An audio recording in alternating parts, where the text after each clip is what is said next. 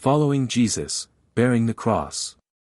You will always cross the bridge to the spiritual kingdom if you follow Jesus, the divine Redeemer, who established this bridge for you humans and walked the path before you.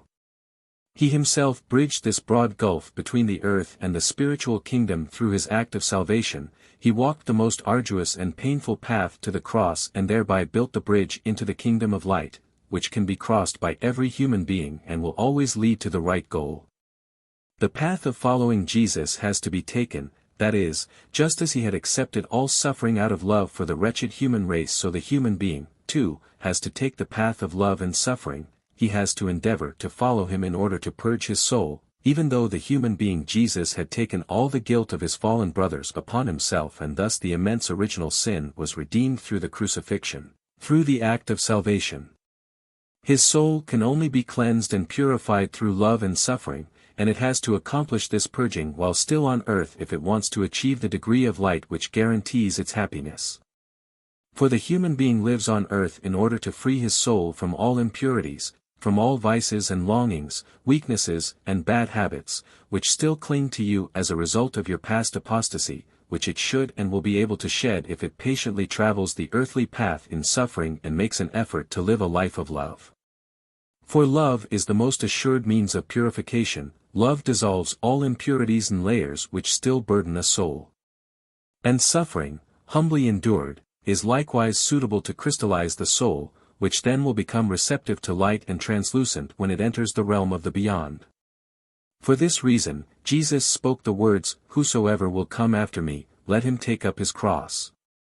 No human being will be entirely spared suffering, even if the weight of burden varies with each person. Yet earthly life is not the ultimate fulfillment, it is only ever a preparatory stage for the true life in the spiritual kingdom. And any load the soul is still burdened with on earth can only raise its beatitude in the beyond, providing it is humbly endured as God's will. Thus, the human being shall take the path of following Jesus of his own free will. He himself has to want that his soul should attain greater maturity on earth, he consciously has to decide to follow Jesus. He also has to acknowledge his act of salvation and make use of it for himself. For no earthly existence, no matter how sorrowful, will ever help the soul to achieve perfection if the human being does not acknowledge Jesus, if he does not make use of his act of salvation and its blessings, if he does not believe in him and the fact that it was God himself who accomplished the act of salvation in the man Jesus. Then his earthly path can be as wretched as anything, but he will not derive any benefit from it for his soul, for he did not voluntarily follow Jesus. However, the more you humans are filled with love, the less you will be weighed down by suffering, for love is the best means of release. The fire of love will dissolve the soul's every layer, it will melt away everything that is unclean and hardened. Love will achieve the soul's purification within a short time, and the extent of suffering can be reduced where love is already dealing with the soul's purification process. And therefore the human being will have to be of service to a large extent in order to express his love, for love impels people to be active, and as soon as it thus unselfishly applies to another person, the human being will constantly perform labors of love, and then he will travel the path of following Jesus, who time and again was likewise impelled by love to accomplish helpful acts, who aimed to alleviate his fellow human beings' suffering and distress and used remarkable strength in order to help his fellow human beings.